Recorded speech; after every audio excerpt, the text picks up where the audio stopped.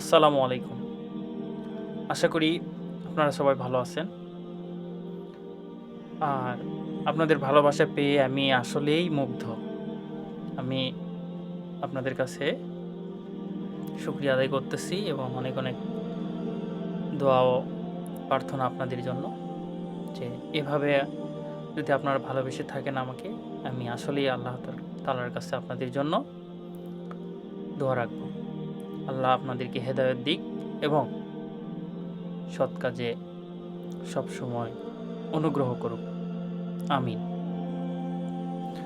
এখন বর্তমান কথা হলো যে বর্তমান তো নির্বাচন চলতেছে, মানে নির্বাচনের প্রক্রিয়া চলতেছে। হ্যাঁ, তো এখন অনেকেই দেখতেছি যে হচ্ছে বিভিন্ন মতবাদ করতেছে বাইরের দেশে নির্বাচন নিয়ে, বাইরের দেশে কিভাবে কি নির্বাচন হচ্ছে সেটা নিয়ে। সো আমি মনে করি যে যে যেটাই করুক না কেন, যে যেটাই বলুক না কেন, আপনারা সচক্ষে দেখেছেন ২৪-এর গণঅভ্যুত্থান। সো আপনাদেরকে বলতে হবে না যে কোথায় ভোট দিতে হবে। আপনাদের যেখানে ইচ্ছা, যেখানে মনে হয় আপনারা ভোট দিবেন। দেশের সার্বভৌমত্ব রক্ষার জন্য আপনাদের যদি মনে হয় যে এখানে ভোট দিলে উচিত, আপনারা সেখানেই ভোট দিবেন। কিন্তু আমার একটা আবেদন যে আপনারা গণভোটে হ্যাঁ টিক দিবেন।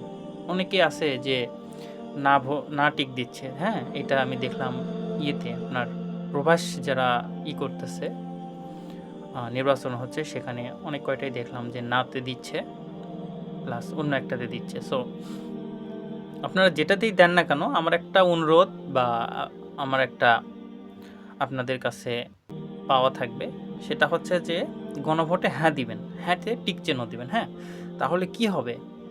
তাহলে দেশের সার্বভৌমত্ব রক্ষা হবে। আমি গত ভিডিওতে বলেছি 10 থেকে প্রায় 12টা আমরা দেশের জন্য উপকার পাবো। হ্যাঁ, সো আর যদি নাতে টিক দিই তাহলে সেটা আমরা পাবো না। সো আপনারা বোঝেন ভালো আমার থেকে।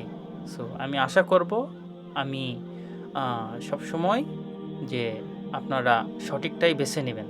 কেননা আপনারা চান না দেশের মধ্যে আর কোনো বিশৃঙ্খলা সৃষ্টি হোক। কারণ বর্তমান সময়ে যে পরিস্থিতি চলতেছে তা থেকে আমরা মুক্তি পেতে চাই। ইনশাআল্লাহ আপনাদের একটি ভোট আমাদের জন্য মুক্তির দ্বারপ্রান্ত হয়ে দাঁড়াবে। ভালো থাকবেন। আল্লাহ হাফেজ।